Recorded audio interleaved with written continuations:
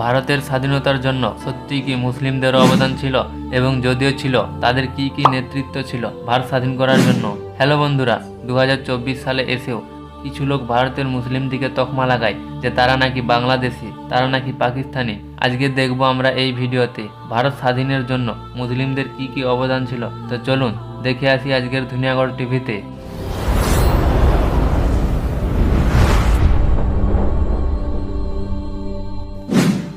ভারত স্বাধীনতা সংগ্রামের কথা বললে আমরা মহাত্মা গান্ধী, সুভাষচন্দ্র বসু, ভগৎ সিংয়ের মতো নেতাদের নাম শুনি, কিন্তু এই সংগ্রামে মুসলিম নেতাদেরও অবদান ছিল অপরিসীম। আজ আমরা জানব সেই মুসলিম নেতাদের কথা, যাদের ত্যাগ ও অবদান ভারতকে স্বাধীন করতে গুরুত্বপূর্ণ ভূমিকা পালন করেছে। প্রথম দিকের আন্দোলনে মুসলিমদের ভূমিকা। 1857 সালের সিপাহী বিদ্রোহ ভারতের প্রথম স্বাধীনতা সংগ্রাম হিসাবে পরিচিত।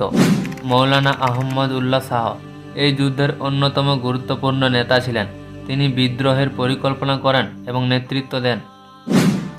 বাহাদুর শাহ জাফর তিনি বিদ্রোহীদের মনোবল বাড়ানোর জন্য গুরুত্বপূর্ণ ভূমিকা পালন করেছিলেন।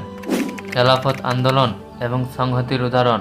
মৌলানা মোহাম্মদ আলী এবং শওকত আলী খেলাফত আন্দোলনের মাধ্যমে তারা হিন্দু মুসলিম ঐক্যের মজবুত ভিত্তি তৈরি করেছিলেন।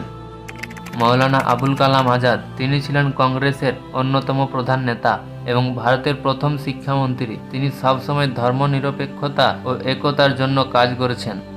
বিপ্লবী ও সংগ্রামী মুসলিম নেতারা।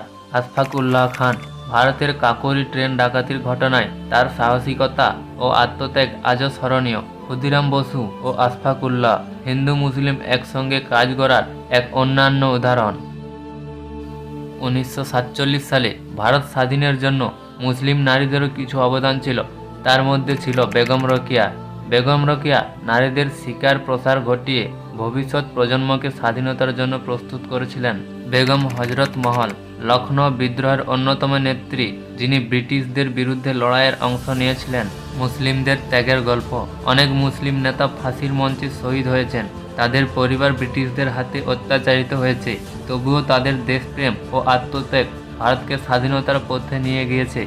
আজ আমরা একটি স্বাধীন দেশে বসবাস করছি, কিন্তু এই স্বাধীনতার পেছনে ছিল সকল ধর্মের মানুষের রক্ত, ঘাম এবং ত্যাগ। মুসলিম নেতাদের অবদান আমাদের ইতিহাসের একটি গৌরবময় অংশ, যা আমাদের হৃদয়ে চিরকাল গেঁথে থাকবে। তো বন্ধুরা, এই ভিডিও দেখে কি শিক্ষা পেলেন তা অবশ্যই কমেন্ট করে জানান, এবং এই ধরনের ঐতিহাসিক ভিডিও পেতে আমার চ্যানেলটি সাবস্ক্রাইব করুন এবং ভিডিওগুলি বেশি বেশি করে শেয়ার করে দিন। ধন্যবাদ।